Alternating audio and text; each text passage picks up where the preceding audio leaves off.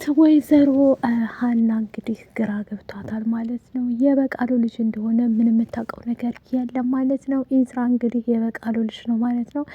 እውነት ሜላት ከሰማች አምና ሀናን ትሰጣታለች። ሽማግሌ መላክ አለበት፣ በሽማግሌ እንዳገባሽ እንጂ የምፈልገው ዝም ብሎ እንዲወስድሽ አልፈልግም ብላለች ማለት ነው። አሁን ላይ ደግሞ ጽዮን እንግዲህ ከቤቲ ጋር ጓደኛ እህቷም ናት ማለት ነው። እሷም እየመከረቻት ነበር ማለት ነው። እሷም ሲያማክራት ኢስራ ምንም ችግር የለም አባት ባይሰማም ለሱ ባልነግረውም ችግር የለውም፣ ምክንያቱም አንተ ከገባህበት ምንም አይልህም እያለ እየመከረችው ነበር ማለት ነው። ኤላ እንግዲህ ድምፁን አጥፍቶ ጠፍቷል ከሰፈሩ ማለት ነው። ያለበት ሁኔታ አሁን ላይ አይታወቅም ማለት ነው። ኤላ እንግዲህ ሀናን በጣም እንደሚወዳትና እንደሚያፈቅራት ብዙ ጊዜ ነግሯት ነበር። እሷ ግን ልትረዳው አልቻለችም ማለት ነው። ሰላም ጤና ይስጥልኝ ውድ ቤተሰቦቼ፣ ለቻናል አዲስ ከሆናችሁ ላይክ፣ ሸር፣ ሰብስክራይብ ማድረግን አትርሱ።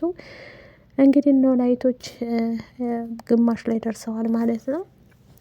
ተምቹ እርግብን አልፈልግሽም፣ ህይወቴን ልምራበት፣ የራስሽን ህይወት መሙላት ትችያለሽ፣ ሰላንቺ ህይወት እኔ አያገባኝም ብሎ እንግዲህ ምን ትክትክ አድርጎ ነግሯታል ማለት ነው። እኔ የራሴ ህይወት አለብኝ፣ ህይወቴን እያጣጣምኩ ነው፣ አንቺም ደግሞ የራስሽን ህይወት መኖር ትችያለሽ ብሏት እንግዲህ እርግብ ምን እኮ ከዚህ ልፈታ ስል የነበረው አንተን ለማግኘት ብዬ ነው እያለች ነበር ማለት ነው። በጣም እያለቀሰች ነው እየተበሳጨች ብትነግረውም እሱ ግን ሊያምናት ወይም ደግሞ ሊቀበላት አልቻለም ማለት ነው። በዚህ የተነሳ እንግዲህ እርግብ እስር ቤት ሆና እያለቀሰ ትገኛለች። ድንብላልም ደስ ብሏት ከዚህ በኋላ ሚልሽን ሰምተሻል፣ የራስሽ ጉዳይ፣ ወደ ህይወታችን እንዳትመጪ ብላታለች ማለት ነው።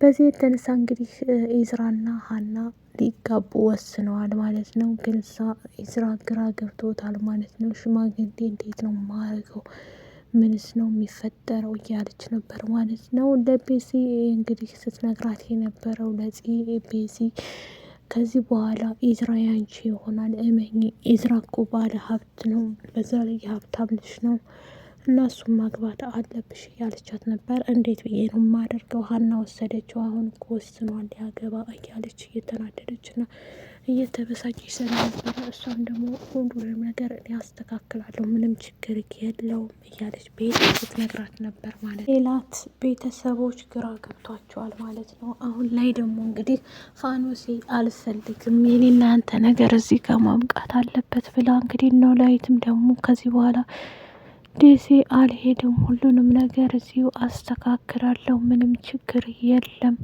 እያለችው ነበር ማለት ነው። እሱም ደግሞ አይ በፍጹም ሊሆን አይችልም፣ በቅርቡ ደግሞ አስተካክለዋለኝ ሁሉንም ነገር እያለች ነበር ማለት ነው።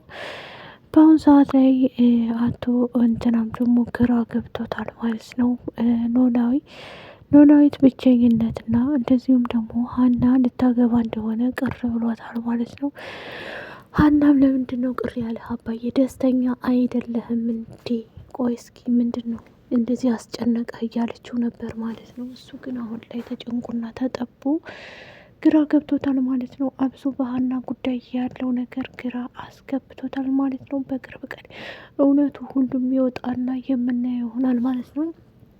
እንግዲህ በቃሉ የሜላት ቤተሰብን ለመጣል ቆፍጠን ብሎ ተነስቷል ማለት ነው። ሜላት እንድትወድቅ እንጂ እሱ ከፍ እንድትል አይፈልግም ማለት ነው። ወይዘሮ ሜላትን ታውቃላችሁ ሁላችሁም፣ በጣም የዋህና ምስኪን ሴት ናት ማለት ነው። እሱን በማስገንዘብ እንግዲህ ብዙ ነገሮችን ውጣ ውረዶችን አሳልፋለች ማለት ነው። እሱን በማስመልከት ሀና ምንም ችግር የለም፣ እኔና እሱ እኮ አሁን መጋባት አንፈልግም፣ ግን እሳ ያው አላ በቃል ለመኖር ነው ስትላት፣ እንደዛማ አይሆንም፣ ብትጣሉስ ምንስ ብትሉ ሀናን እንግዲህ ለመዳር ዝግጅት ስለያዘች ወይዘሮ ሜላት እንደገና ደግሞ አቶ እርግብ ጋር ሂዳ ጠይቃት ነበረ።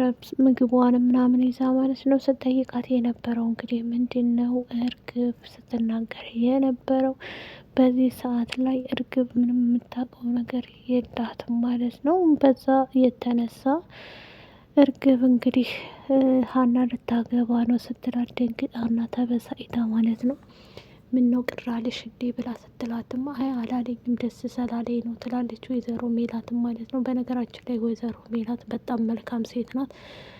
እንግዲህ ምላሴም ደግሞ ለሀና አይሆንሽም፣ ይሄ ልጅ ብታዩ ይሻልሻል፣ የራስሽን ህይወት ብትኖር ይሻልሻል። ምንድን ነው የምትዩ? እንደዚህ የምትጣሉ ከሆነ እሱ እንደማይሆንሽ እየነገርኩሽ ነው። ስለዚህ ህይወትሽን ኑሪ፣ የእሱን ህይወት ተይው እያሏት ነበር ማለት ነው ሀና እንግዲህ ከእዝራ ጋር ያላት ነገር ቀጥሎባታል ማለት ነው። ቢጣሉም መልሰው ታርቀዋል። አሁን መልሰው ታረቁም እና አሁን እኔ እንዴት ነው ማደርገው? እነሱ እየተዋደዱ ነው፣ እኔ እንዴት ላደርግ ነው እያለች ማለት ነው። በጣም ተበሳጭታና ተናዳ እንትን እያለች ነበር ማለት ነው። ግራ ስለገባቸው በዛ የተነሳ እንግዲህ አይጥና ድመት ሆነዋል ማለት ነው። እንደዚሁም ደግሞ ወቶ ኖላዊት ፋኖሴ ልትረጂ ይገባል። በዛ ላይ ደግሞ ብቸኛ እንደሆነ ሁላችንም እናውቃለን ማለት ነው። አሁን ላይ ማንም ከጎኑ የለውም ማለት ነው። ብቸኝነትን ይዞታል ማለት ነው።